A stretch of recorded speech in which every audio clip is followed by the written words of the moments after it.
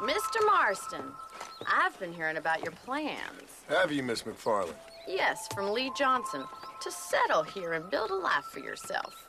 I'm afraid those aren't my plans. See, I already have a life. Well, I had one, and I'm trying to reclaim it. Or maybe what you could say is I had two, and I'm trying to end one of them so the other can survive. You do so love to talk in riddles, Mr. Marston. Do you do that, I wonder, as a substitute for having anything interesting to say? Probably, Miss McFarland. Oh, call me Bonnie, you fool. Call me Bonnie. Miss McFarland, I'm married. I have a son. I had a daughter, but she died. Years before that, I rode in a gang. We robbed banks, trains, held people ransom. We killed people we didn't like. Bill Williamson was in that gang. Now, if I don't capture my former brother in arms, great harm will befall my family. Now, I don't suppose any of this is very interesting to you, but I hope it explains why I wasn't so eager to talk about it. No, I do understand. I had no idea. You poor man. Even in this new country, memories don't really fade.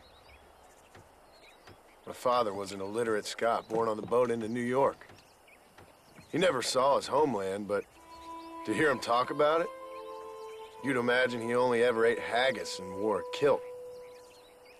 And he hated the English for what they had done to his great-grandparents that he'd never met.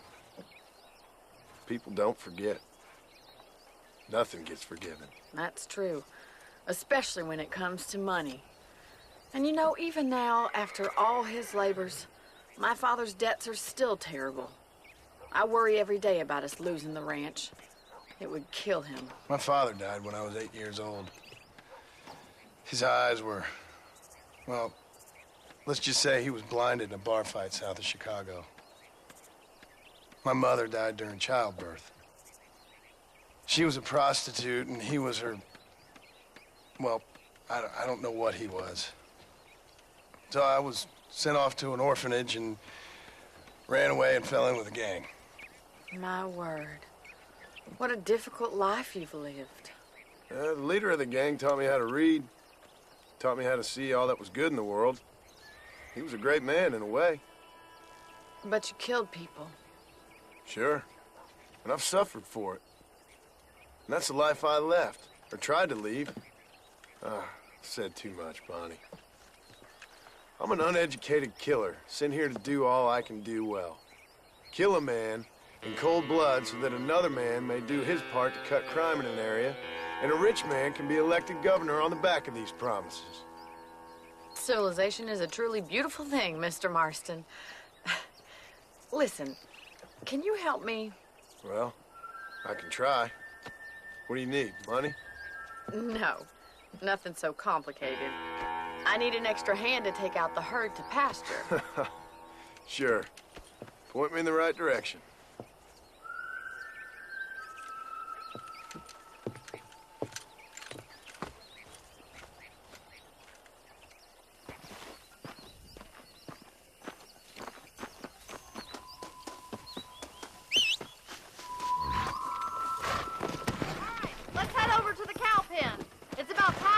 Farmers such as yourself learned how to herd cattle.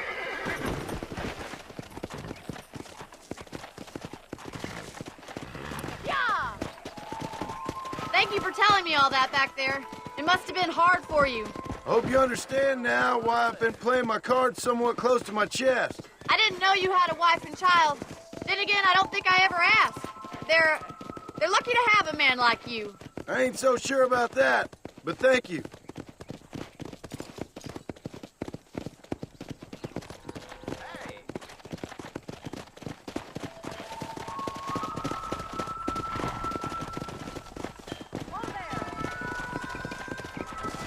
Whoa!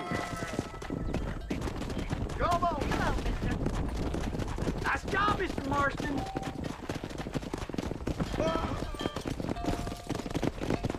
Drive them down the road, Mr. Marston. Easy now.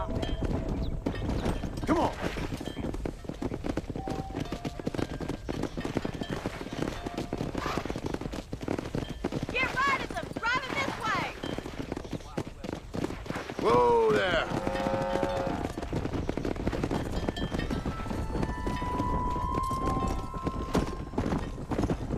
Easy.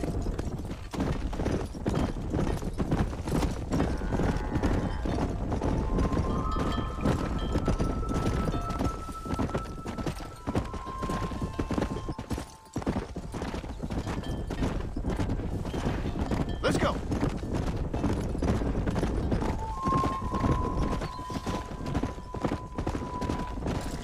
Slow it up now.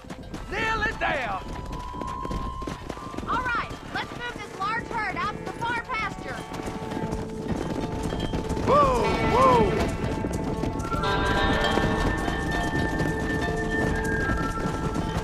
Keep sweeping behind them. That way they'll stay together.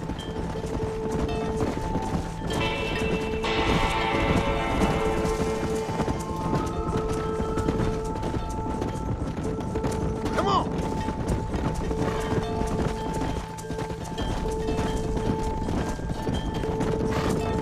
Whoa.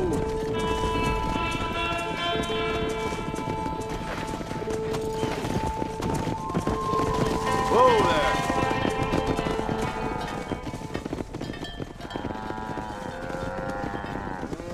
You're not bad with the herd. Ranching might be your true calling, Mr. Marston. Either that, or you were a cow in a past life. Thank you, Miss McFarland. I'll see you later. I have work to do back at the ranch.